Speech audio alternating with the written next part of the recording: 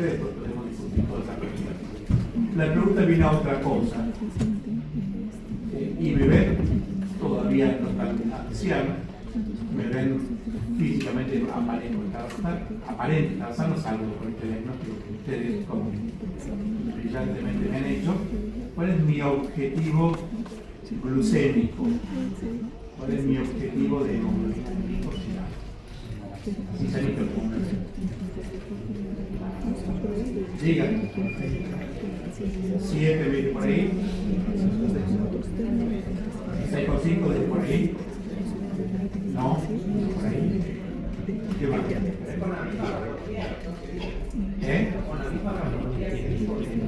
Claro, ustedes me acaban de publicarse cuenta, me acaban de cenar, obviamente sacaron el páncreas y la tercera me pidieron hemoglobina glicosilada y la hemoglobina glicosilada te decía 6, 5 por 7, 6, porque no tenía.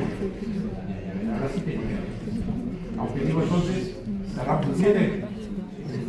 2, sí, dicen, bueno, cerremos el 7. Ahora la pregunta es, ¿por qué tiene que tener 7 de hemoglobina? ¿Cuál es el objetivo de tener una buena hemoglobina glicosilada? Evitar las complicaciones crónicas sería la respuesta correcta. Ahora sí, voy a evitar porque estaba hablando de la falacia. ¿Qué complicaciones crónicas? Me hicieron una duda de pancreatectomía que tenía cáncer de páncreas, que tenía unos ganglios que estaban tomados. La sobrevida de 5 años, ahí está el cuadrillo, seguramente lo veamos con ustedes más adelante, la sobrevida es corta. Entonces, ustedes tienen que asegurarme, y esto estaba vinculado a lo que estaba la doctora sobre las hemoglobinas glicosiladas, algunos son más exigentes, otros son menos exigentes. Y con esto que me acaban de encontrar ustedes, de operar con algún ganglio tomado, entonces la expectativa de vida es por debajo del 20%. Entonces, ¿sabes qué? Yo quiero comer rogel, vos que hablaste con haciendo el tracteo, ¿sabes qué es un rogel? Decirle a tus compañeros que te enseñen que es un rogel, no que te cuenten, que te lo enseñen, después hablamos. Es una torta, es una torta de varias capas, que es una especie de miloja que tiene dulce de leche adentro. Mi padre fue bueno haciéndolo, así que es un plato familiar bastante bueno. A lo que voy es, seguramente empieza a perder peso. Yo he tenido varios pacientes que hicieron una pancreatectomía por estas lesiones y vienen y protestan que pierden peso. Yo le echo la culpa a la diabetes, cuando le pierden peso por la patología de base que tienen ellos, ¿no? Entonces, eso es lo que se refería a la doctora cuando les mostraba a ustedes esta historia de lo que vamos a exigirle o vamos a pedirle a cada uno de nuestros pacientes de hemoglobina glicosilada. Vean la expectativa de vida, puntualmente. Ojo, que si yo tengo 65 años, tengo cardiopatía isquémica, y estoy con insulina, y hago hipoglucemia, la cardiopatía isquémica no se lleva muy bien de la mano con las hipoglucemias. Entonces, quizás un señor que tenga una cardiopatía isquémica tampoco le viene si quiere tenga 6 por 5 de hemoglobina glicosilada. Salvo que le hayamos destapado los caños, la hayamos puesto entonces ahora los extensos, que fuera que favorezca eso. Ese ejemplo tópico, siempre le pongo yo a mí como ejemplo en esto, digo, antes decía, tengo 55 años, tengo 56, bueno, ya vamos por los 65, pero contárselos a los 80 también. Bueno, antes me fui a dar una charla a un congreso nuestro, y hablaba, uno de los que hablaba conmigo en ese evento, era alguien que le había tocado venir a formarse con nosotros, rodar con nosotros en el Hospital de Clínicas. Yo había sido el director de su posgrado en diabetes puntualmente, y cuando él le toca empezar a hablar, bueno, quiero agradecer entre otras cosas que lo habla con Félix Puchuru, a quien lo quiero mucho, yo quería decírselo en vida. A mí no me la dejen picando, Digo, Matías, ¿tienes alguna noticia que yo no sepa? Bueno, y con esta informalidad es que vamos a empezar la charla con ustedes. Bueno, diabetes. Fíjense que a ustedes les llega una persona con diabetes y miren ustedes que diabetes es una cosa muy importante, muy amplia. Y lo que habitualmente vamos a encontrar en la mayoría de los casos es la diabetes tipo 2. Si esta es la torta de diabetes, fíjense que la diabetes tipo 2 constituye el 85%. Entonces, el resto corresponde a otro tipo de diabetes, la diabetes 1. La diabetes tipo 1 corresponde al 10% de la diabetes tipo 2. Y después están los otros tipos de diabetes, que son diabetes raras, algunas de ellas, con problemas en los receptores, problemas mitocondriales, insulina anómala, MODY. ¿Escucharon hablar del MODY? ¿Saben qué es el MODY? No es decir, si tienen que estudiar, estudien más hipertensión que el MODY. ¿Sí? Veamos las cosas más frecuentes. MODY, yo me dedico a diabetes, vi más de un paciente que tiene este tipo de diabetes.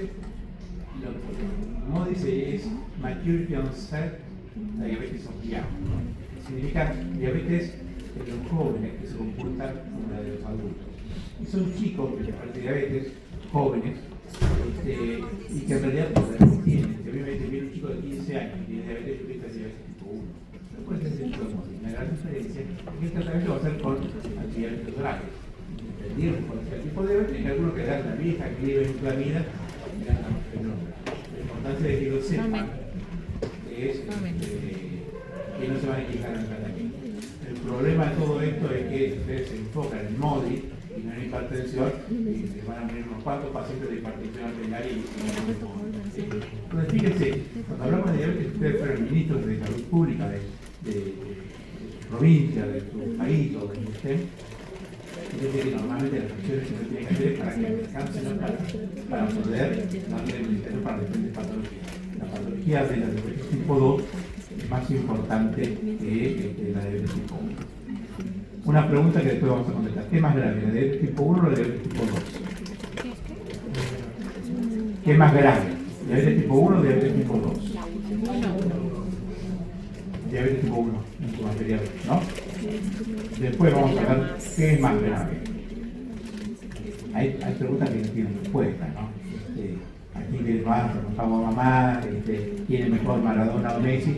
Hay preguntas que no tienen respuesta, pero es para ejercitar más que nada el juego. Clasificación de diabetes. Entonces yo le dije, viene diabetes. En realidad acá hay dos enfermedades groseramente diferentes. La diabetes tipo 1 y la diabetes tipo 2 se llaman diabetes, pero en realidad son dos patologías diferentes que se expresan a través de lo mismo, que es la hiperglucemia. ¿Sí? Pero en realidad son dos patologías de origen absolutamente diferentes y es bueno que ustedes lo sospechen, que es diferente. Ahora, otra vuelvo a caer yo al consultorio de ustedes, no tengo cáncer. Esta vez no tengo cáncer, quédense tranquilos. Pero le llega un señor de 65 años de edad y le llego con una glucemia de 280, 300, alta. ¿Qué tipo de diabetes tengo? ¿Diabetes tipo 1 o diabetes tipo 2? ¿2? Puede ser. El único mensaje que pretendo dar es, cuando le llega una persona adulta, pero con un fenotipo como el mío, que no tengo sobrepeso, mi índice de masa corporal está adecuado, dense el lujo de sospechar. Ojo, no sea otro tipo de diabetes, sino sea la clásica diabetes tipo 2, que se acompaña de insulinoresistencia, sobrepeso, hipertensión, dislipemia, que viene de la mano de todo ese combo. ¿Sí? Entonces, lo único que pretendo es, si se llevan esa duda de la charla de hoy, con esa duda ya es más que suficiente como para actuar en consecuencia con el paciente. La diabetes tipo 1 es normalmente la diabetes que antes llamábamos diabetes insulinodependiente, antes también la llamábamos diabetes juvenil, después se cambió el término, nos llamamos más diabetes juvenil porque algún adulto puede padecer de este tipo de diabetes. La diabetes tipo 2, que es la más común de todas, es la que se caracteriza habitualmente por tener una capacidad de transmisión, entre comillas, muy común entre padres e hijos. Es frecuente que si yo tengo un señor con diabetes, sus hijos, diabetes tipo 2, sus hijos pueden tener ese riesgo de tenerla el día de mañana. Por eso, cuando me acuerdo, terminamos la consulta con el señor que tiene diabetes tipo 2, viene la pregunta, ¿tienen hijos?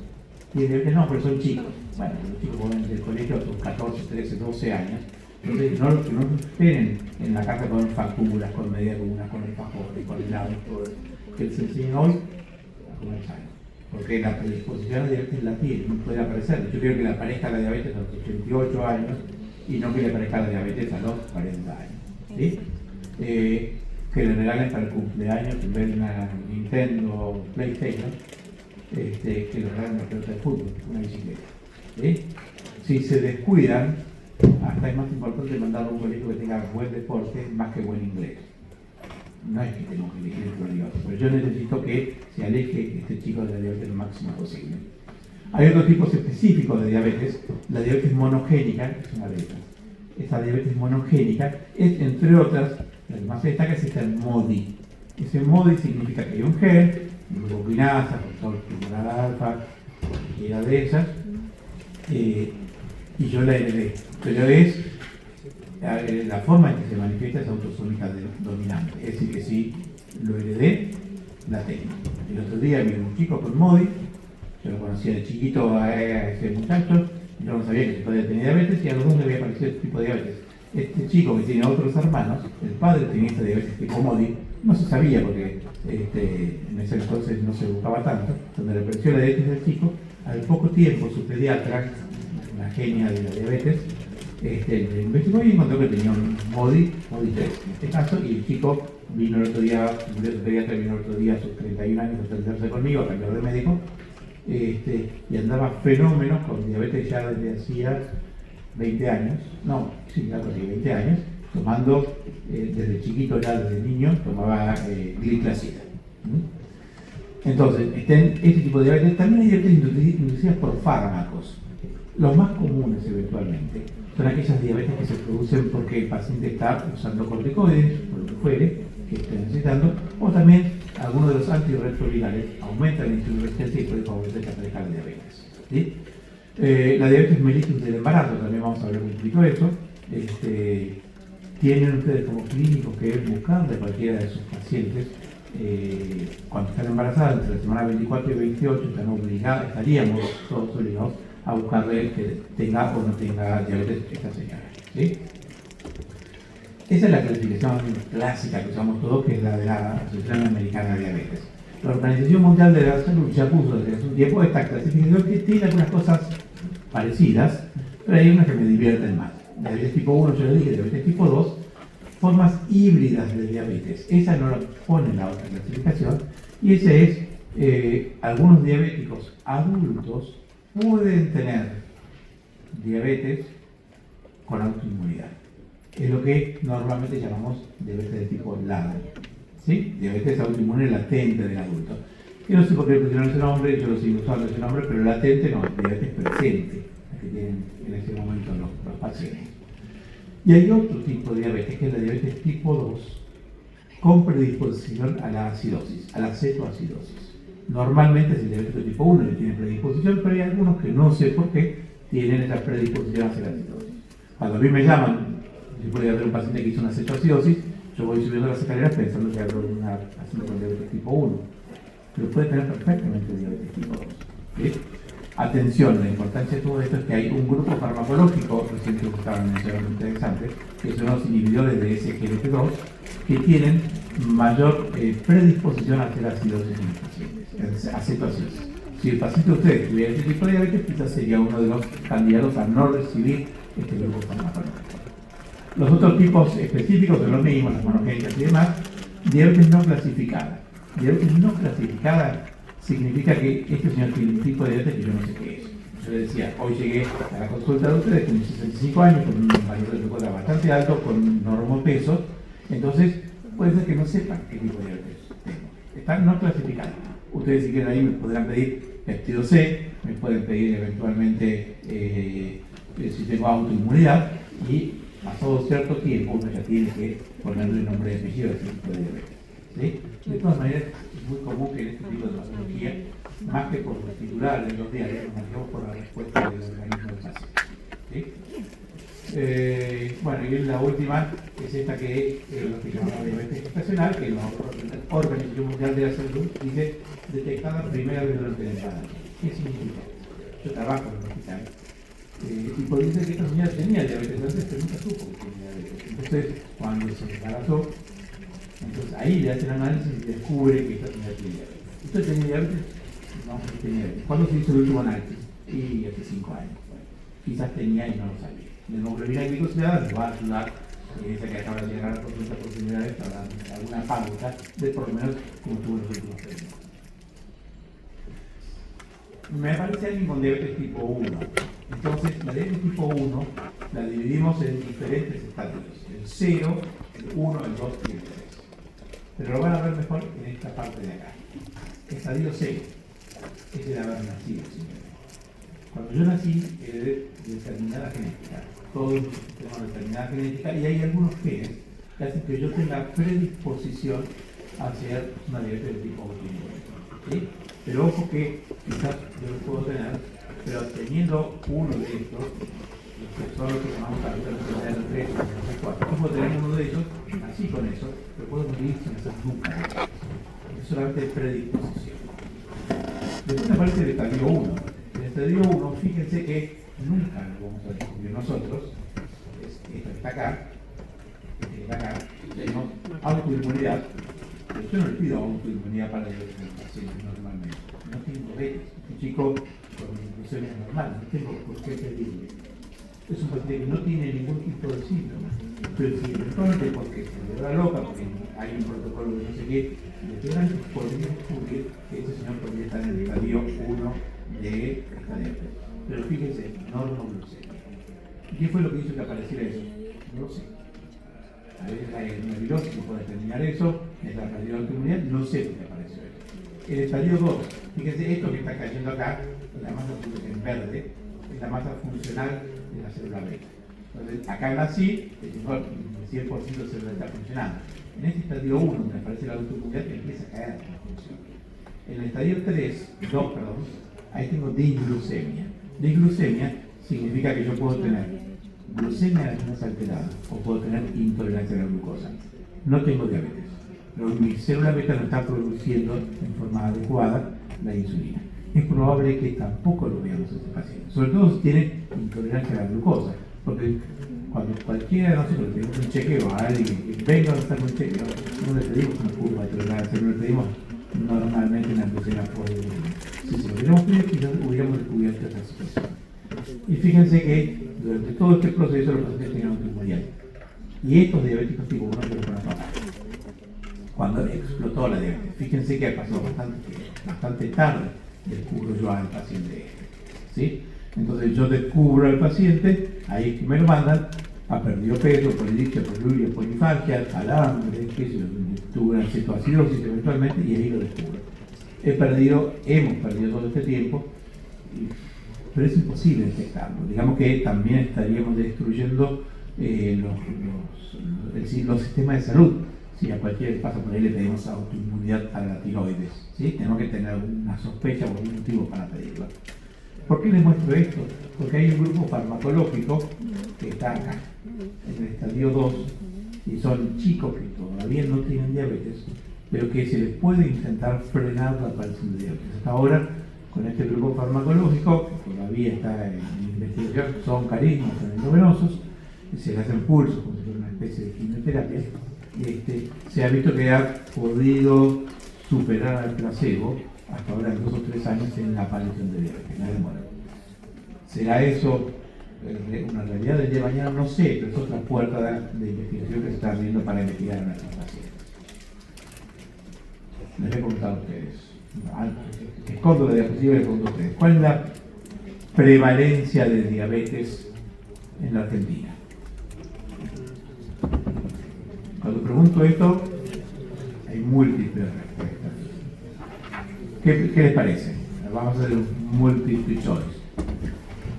Vamos a hacer números redondos. 10%, 20%, 30%, 40%. ¿40%? Me encanta la respuesta de ustedes. Porque no es cierta. Esto es para hacerlo más entretenido todo esto. Fíjense, acá tenemos la prevalencia de diabetes esto es el cuarto censo que se ha hecho, en mayores de 18 años.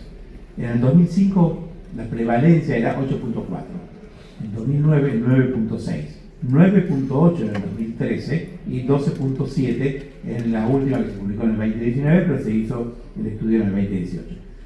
¿Por qué me divierte hacerlo de esta manera?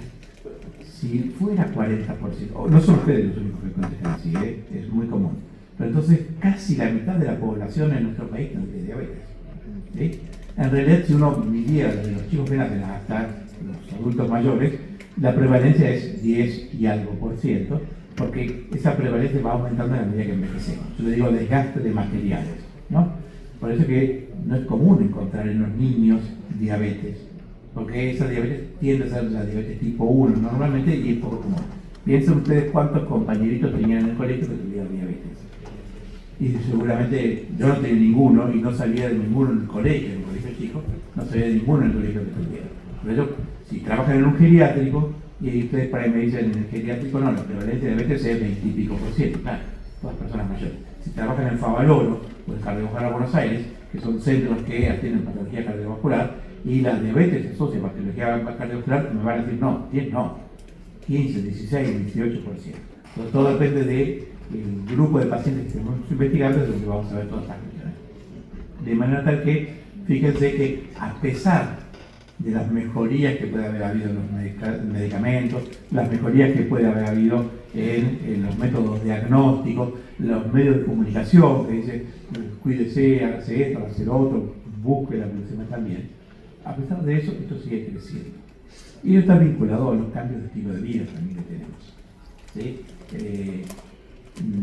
Cuando yo era chico nos mandaban a comprar las pizzas, nos mandaban a comprar las empanadas, teníamos que ir caminando, obviamente, a hacer todas esas compras. Hoy vamos a la heladera, agarramos el número del delivery y pedimos que nos traigan esto o lo otro. La comida tiende a ser más chatarra, hay menos ejercicio. Yo jugaba al fútbol en la plaza, andaba en bicicleta acá en la capital federal. Por eso podría hacer todas esas cuestiones.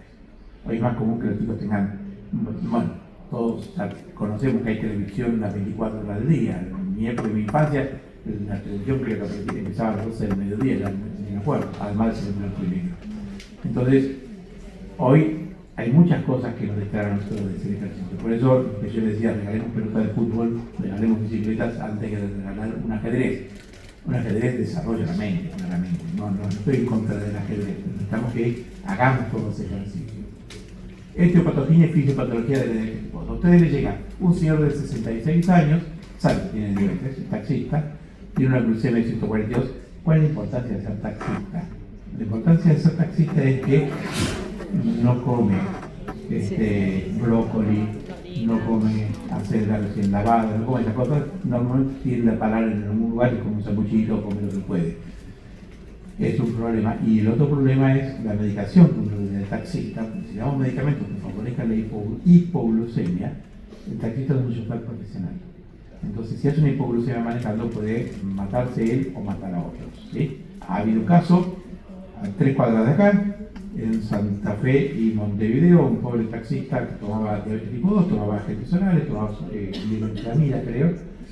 De pronto se metió contra la mano por Santa Fe, hizo un trompo, chocó por un auto y terminó matando a una señora en esta esquina. Lo quisieron bajar a trompadas, el señor no se bajaba no porque le tuviera miedo a la gente, estaba en hipoglucemia con trastorno de conciencia. A mí me llamaron para hacer entrevistas ese mismo día, porque dice que había perdido la conciencia. No, doctor, que no es así, porque hay cámaras que lo muestran manejando. A ver, no tener conciencia no significa estar desmayado. Este señor siguió manejando sin conciencia de lo que estaba haciendo. Es lo que llamamos neuroglucopenia. Tenía la glucosa tan baja que en el cerebro no estaba ejerciendo la glucosa como fuente de energía normal, entonces razonaba diferente. Puede darnos agresividad, puede dar convulsiones, puede dar estas cuestiones. Y el señor, como acto automático, seguía manejando y pasó todo esto. Cuando dije este cuento, también nosotros, alguien levanta la mano, lo recibimos nosotros, me dice, lo recibimos nosotros en el Fernández. El señor tenía 35 de glucemia, no se bajaba del auto porque estaba con esa neuroglucopenia y tenía en las manos aferradas al volante y adentro tenía un sobrecito de azúcar.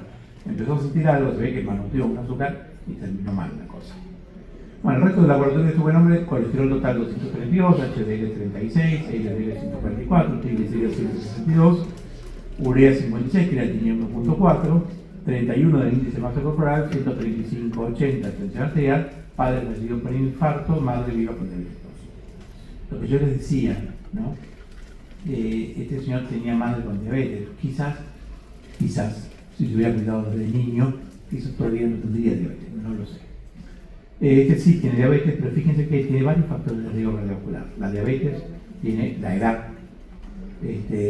tiene 232 de colesterol total, LDL 144, tiene 1.4 de creatinina, así que está empezando a algo que sea casualidad, está empezando a deteriorar los riñones, tiene sobrepeso, tiene índice de masa corporal de 31 y la presión 135-80 en la consulta, no podemos decir nada.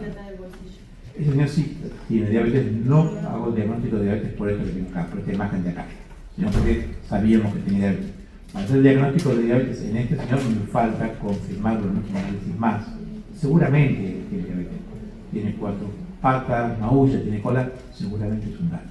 Seguramente la tenga, pero para ser todo honesto, hay que tener otra glucemia arriba de 126 o eventualmente la hemoglobina glicositada. ¿Por qué tiene 142? No tengo idea. Pues fíjense, esta es una lista de diapositivas y todos hablamos de los octeto ominoso. Fíjense todos los sistemas por los cuales el señor puede tener hiperglucemia. Puede ser que haya una alteración en la secreción de insulina, la célula beta, siempre pensamos que la insulina. Puede ser que la célula alfa esté con alguna alteración, es decir, no se suprime la célula alfa la secreción de glucagón después de haber comido. Puede ser que por eso tenga.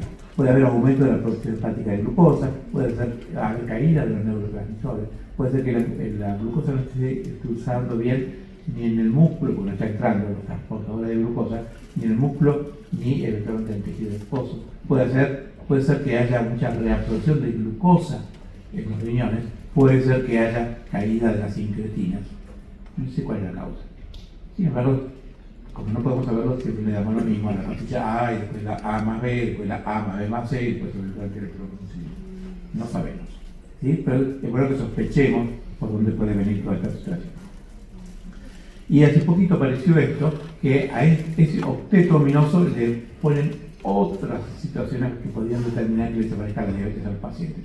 La inflamación, las alteraciones del sistema inmune, los trastornos gastrointestinales, que haya una evacuación gástrica determinada, puede haber alteraciones en la amilina. ¿Saben qué es la amilina?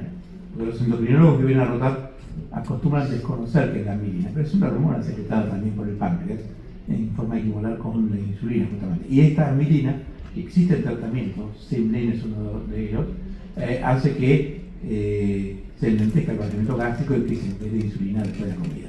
El tratamiento indudablemente no ha sido gran cosa porque hace años que existe en Estados Unidos y sin embargo no se ha continuado en otros lugares del mundo porque se ve que no tienen mayor interés o porque la eficacia es muy relativa. Pero fíjense que son varios los motivos para que el señor tenga 146 de glucosa y no sabemos, ¿no? Sería más fácil hacer el tratamiento dirigido a la patología del paciente. Cuando usted entonces consideración ante la hiperglucemia, están los pacientes que pueden ser asintomáticos y a ustedes les llega ahí para chequeos, hagamos el screening de diabetes. Para diagnosticar diabetes tenemos las glucemias en plasma que sean arriba de 126 en las oportunidades, que tengan hemoglobina glicosilada arriba de 6,5, una prueba oral de tolerancia a la glucosa, que las glucemias sean mayores a 200 a las 2 horas, o eventualmente una glucemia en ayunas que tenga más de 200 y que los se encuentre sintomático. Entonces, las diferentes posibilidades en un señor en diabetes serían la diabetes tipo 2, que se caracteriza habitualmente porque aparece después de 30 años, pero hay niños que tienen diabetes tipo 2, en líneas generales más de 30 años. Poligénicas, no sabemos cuál es el gen, después vamos a hablar un poquito de eso, no sabemos cuál es el gen que está determinando. Puede ser uno o varios genes que lo determinan. Acostumbran a tener sobrepeso u obesidad, acostumbran no tener anticuerpos, pero yo no le pido a todos los pacientes anticuerpos. Le pido anticuerpos cuando yo tengo dudas de qué tipo de diabetes tiene el señor este. El péptido C, habitualmente tampoco lo pido el péptido C todo el tiempo, pero el péptido C en diabetes tipo 2 podría estar normal o incluso podría estar elevado. Escucharon hablar que muchas veces el fenotipo del paciente hace que tenga hiperinsulinismo, sin embargo hablando de cosas graves. ¿Sí? Lo que pasa es que la resistencia a la insulina es la que está actuando de forma, es la que lleva el mando finalmente y es la que hace que esta cantidad de insulina que libera el paciente sea insuficiente. Es menos frecuente la cetoacidosis en estos pacientes y es frecuente que sean asintomáticos. Tanto así que una de las cosas que acostumbramos decir también es que el 50% de las personas tiene diabetes y no lo sabe. El 50% de las personas que tienen diabetes desconoce que tienen la enfermedad. La frase correcta. ¿Por qué no lo saben? Son brutos, son ignorantes. No lo saben porque tienen valores de glucemia que sí hacen diagnóstico de diabetes, no son lo suficientemente elevados como para que sean sintomáticos. Y están sintomáticos cuando los valores superan los 180. Yo puedo tener diabetes, yo tengo 2 glucemias de 140, pero no voy a tener poliuria, no voy a tener polidipsia, no voy a tener polifagia. Entonces, tengo diabetes y no lo sé. Por eso es la importancia de buscar, sobre todo cuando no hay antecedentes de diabetes en la familia.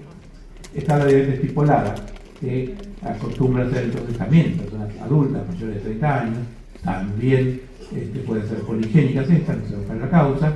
El índice de masa corporal tiende a ser normal. Por eso aparezco hoy con mis 60 años, 65 años, y fíjense si no puedo hacer nada, porque no tengo sobrepeso que caracteriza a los diabéticos tipo 2. Autoanticuerpos los vamos a encontrar. ¿Sí?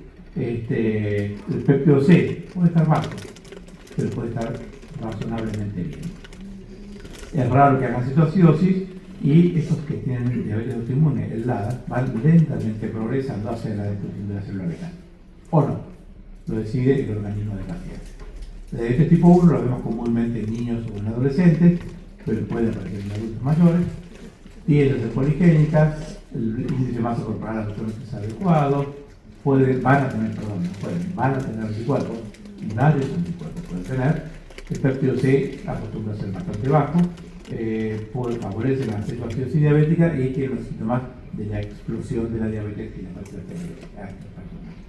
El MODI, el niño, habitualmente que padece este tipo de diabetes, aparece antes de los 5 años de edad, tiende a ser 1 por eso es autosómica dominante y por eso es que un señor que tiene MODI, los hijos que tengan tienen 50% de probabilidades de ser MODI. ¿Sí? El índice de masa corporal tiende a ser normal, no tiene anticuerpos, porque su diabetes tiene controlado, no está inmunomediada.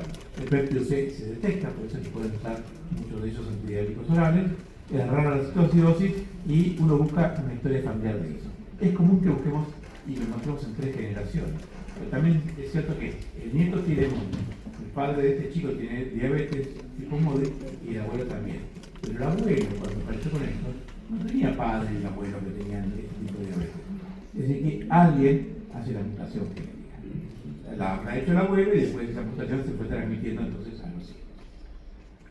Desde el 97, decimos, antes del 97 decíamos otra cosa, pero el diagnóstico de diabetes era con 2 glucemias generacionales arriba de 126, a partir del 97. Y antes era arriba de 140.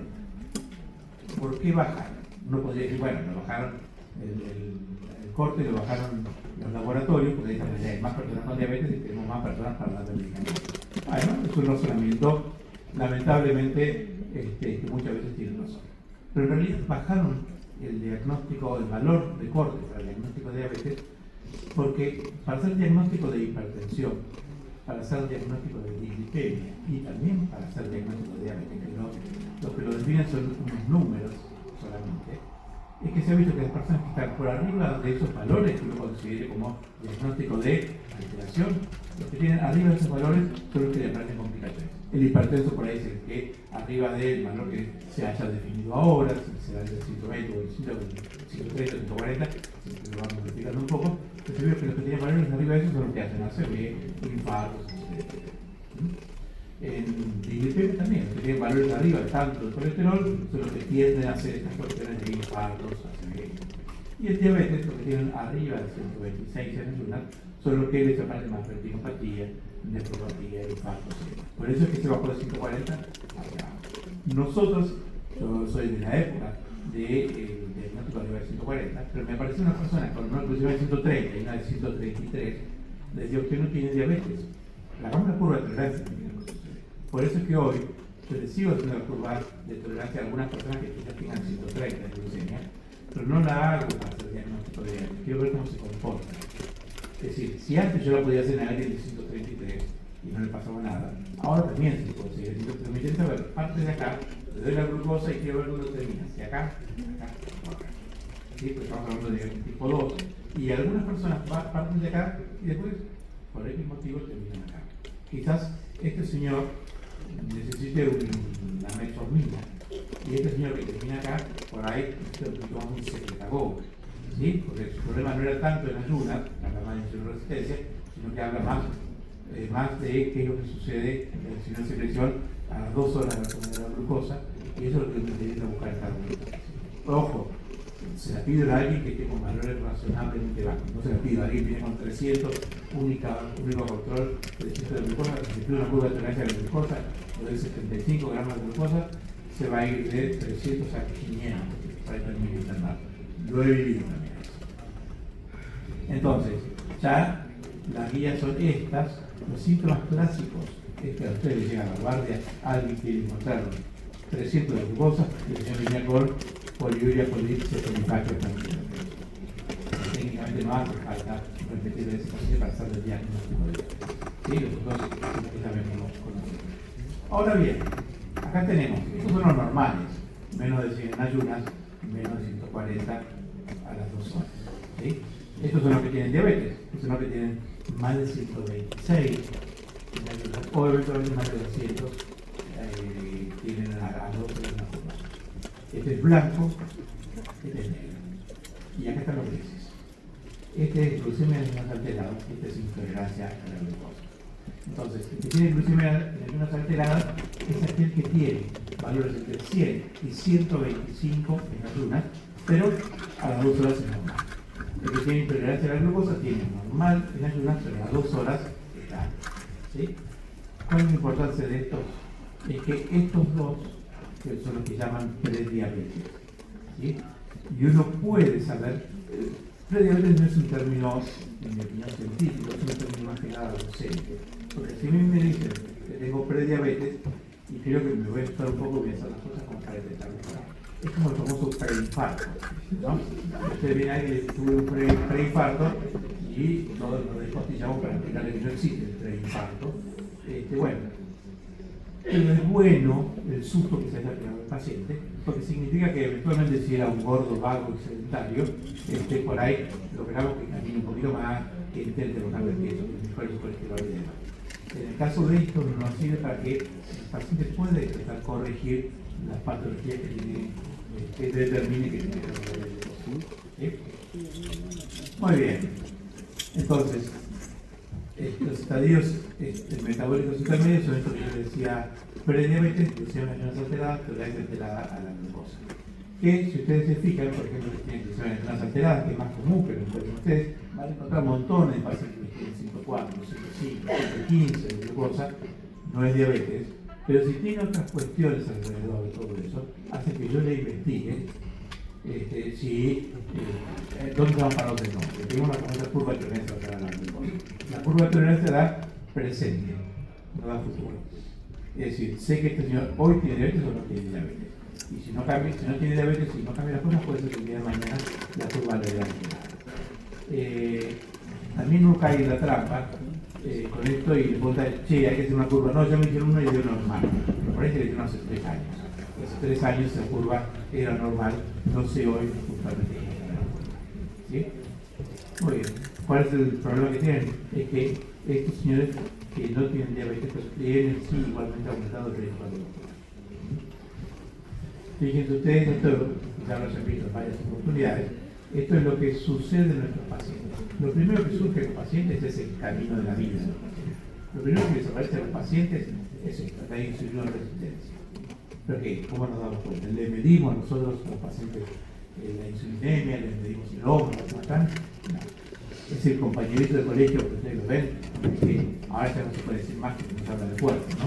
Pero en mi infancia digamos el gordo, que el gordo no sé cuánto, sigue siendo el gordo también entre nosotros, pero ahora no se puede decir. Pero el gordo seguramente tiene insulina resistencia. Entonces, no tengo que estar midiendo el OMA o la insulina para ver qué está sucediendo con los pacientes. Fíjense, lo primero que puede subir al paciente en tiempo, incluso antes de la primera vez, es la poca de no sabemos que la insulina es más comida porque nunca ninguno de nosotros le pide todo eso.